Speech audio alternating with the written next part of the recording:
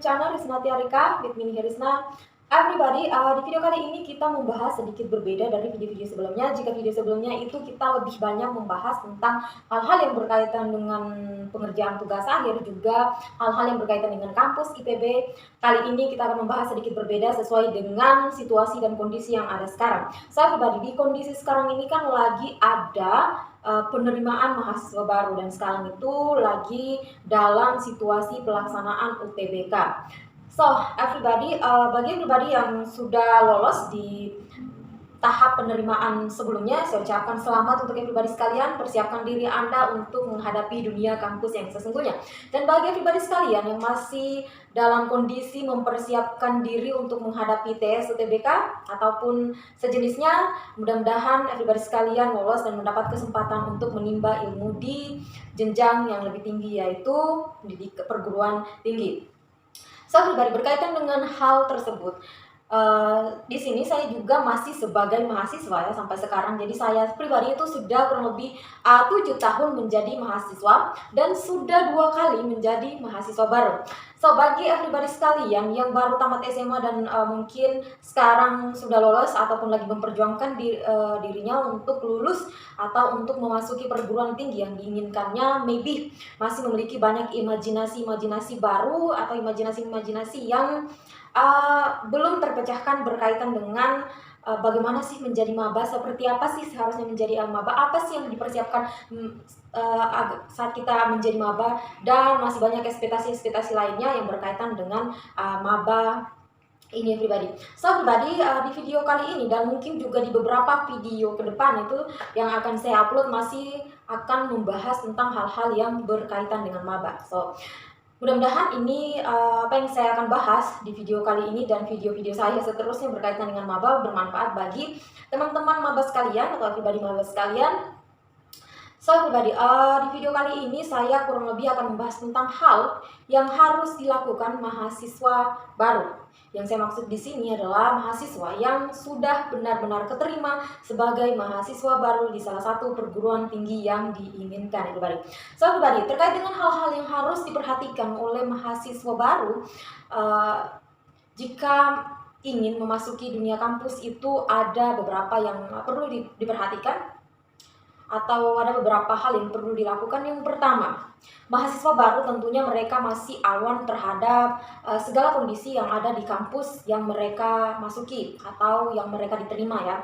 Jadi hal utama yang penting untuk dilakukan itu kenali dulu lingkungan kampusnya. Jadi misalnya Anda sudah keterima di kampus A misalnya, tidak ada salahnya jika Anda berjalan-jalan di kampus tersebut, masuk ke dalam kampusnya, kenali gedung apa ini, gedung apa ini, gedung apa itu, dan sebagainya. Jadi Anda cobalah untuk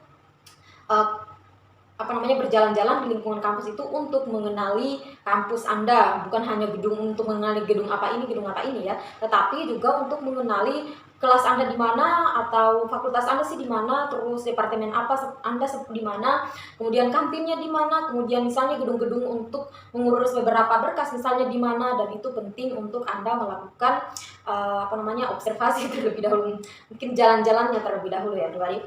Kemudian everybody, berikutnya yang perlu Anda lakukan adalah cari tahu kegiatan yang ada di kampus itu. Jadi ketika kita menjadi mahasiswa baru itu tidak langsung masuk belajar, tidak seperti itu.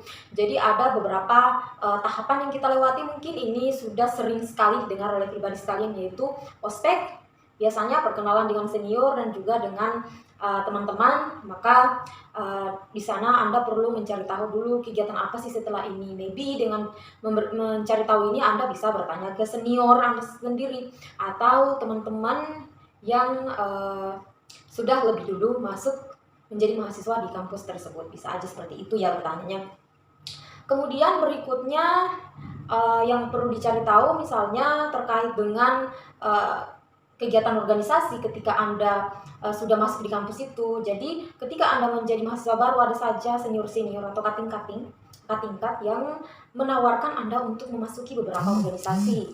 Jadi ketika Anda misalnya dalam posisi ini, ada baiknya Anda mengenali terlebih dahulu dengan bertanya ke beberapa senior. Jangan pas ditawarkan Anda langsung masuk, karena ketika Anda mengikuti banyak organisasi di kampus, baik itu organisasi organisasi seperti BEM, MPM, kemudian eh, jurusan juga, dan juga organisasi-organisasi agama, itu akan membuat Anda kewalahan dan bisa jadi akan melupakan tujuan awal Anda, yaitu untuk kuliah. Boleh saja berorganisasi untuk mengembangkan diri, tapi kita tidak boleh lupa pada tujuan awal kita, yaitu untuk kuliah dan menyelesaikan studi kita di sana. Seperti itu yang pribadi. Jadi sebelum Anda memutuskan misalnya untuk memasuki suatu bidang organisasi atau suatu bidang ekskul misalnya, maka Anda perlu mencari tahu terlebih dahulu. Juga hal yang harus Anda cari tahu adalah berkaitan dengan misalnya mata kuliahnya apa, seperti apa, kemudian karakter dosennya misalnya seperti apa, bisa ditanyakan ke senior-senior Anda sendiri. Oke, kemudian berikutnya yang harus Anda lakukan adalah membangun pertemanan. Jadi ya pribadi, pertemanan di dunia kampus itu di awal-awal tahun biasanya pertemanannya tidak abadi. Bisa jadi Anda misalnya di awal-awal berteman karena kan Anda belum banyak mengenal teman-teman di sana. Misalnya awal-awal Anda berteman dengan si A. Kemudian di bulan berikutnya Anda sudah berteman lagi dengan si B. Maksudnya di awal-awal Anda baku ikut dengan si A. Ternyata di bulan berikutnya Anda baku ikut dengan si B karena berbagai hal, misalnya ketidakcocokan atau sebagainya. Itu hal yang wajar pribadi. Jadi ada baiknya ketika Anda memasuki dunia kampus, perbanyaklah teman, perbanyaklah relasi dengan teman-teman, supaya nanti misalnya ketika teman Anda sudah beralih ke teman yang lain, misalnya karena karakternya mereka sama, prinsipnya mereka sama, sehingga mereka lebih nyaman berteman berdua, dan Anda merasa sendiri, Anda bisa cari teman yang baru, atau Anda bisa berteman dengan teman baru Anda. Jadi pribadi dalam hal pertemanan ini di dunia kampus itu kita harus membangun pertemanan yang sehat. Kenapa? Karena kan banyak juga ya pertemanan itu dalam lingkup yang toksik. Jadi kita harus berusaha membangun pertemanan yang sehat, berusaha mengenali teman. Jangan membuat teman berusaha mengenali Anda, tapi Anda yang harus berusaha mengenali teman, seperti itu. Kemudian pribadi selanjutnya ini mungkin masih berkaitan dengan hal yang tadi ya, berteman, yaitu untuk berikutnya itu perbanyaklah relasi atau jejaring, ataupun biasa juga dikenal dengan networking, baik itu bersama teman yang seangkatan Anda ataupun teman cutting atau cutting Anda, atau yang senior Anda, dan juga bisa berteman dengan jurusan-jurusan lain. Jadi memperluas relasi Anda atau memperluas networking Anda itu perlu dilakukan bagi Anda yang masih mahasiswa baru. Kemudian berikutnya pribadi, kenalanlah dengan senior, tapi berkenalannya atau bergaulnya itu dengan wajar saja ya, jangan terlalu banyak tingkah atau banyak gerakan tambahan, cukup saling mengenal seperti itu saja. Kemudian belajarlah banyak hal dari mereka, tidak masalah Anda bertanya tentang perkuliahan kah, seperti yang saya katakan tadi, organisasi, juga bertanya tentang dosen-dosen Anda, silakan saja bertanya ke senior-senior Anda supaya Anda lebih mengenali dunia kampus. Walaupun sebenarnya seiring berjalannya waktu, ketika Anda sudah benar-benar masuk ke dunia kampus itu, benar-benar menjalani perkuliahan dan segala aktivitas studi Anda, pasti Anda mengenalinya, tapi ada baiknya, tidak ada salahnya juga Anda mengenali, mulai bertanya tentang kehidupan dunia kampus dari senior-senior Anda. Kemudian berikutnya itu pada saat kita menjadi mahasiswa baru, tentunya ada yang namanya PA atau penasihat akademik. Jadi atau juga sering dikenal dengan pembimbing akademik. Jadi cobalah kenali juga pembimbing akademik Anda atau PA Anda ya. Kemudian berikutnya pribadi, ketika Anda sudah mulai mengenal, sudah mulai familiar dengan kehidupan kampus, maka buatlah agenda perkuliahan yang akan Anda lakukan, supaya ketika Anda menjalani kuliah nanti itu lebih tertata. Kemudian supaya membuat Anda nyaman dalam menjalani segala aktivitas kampus, buatlah hal-hal yang Anda senangi. Misalnya barang-barang yang bagus, misalnya barang-barang menarik, misalnya binder yang cantik seperti itu akan menunjang perkuliahan Anda akan senang berkuliah dan sebagainya, seperti itu pribadi.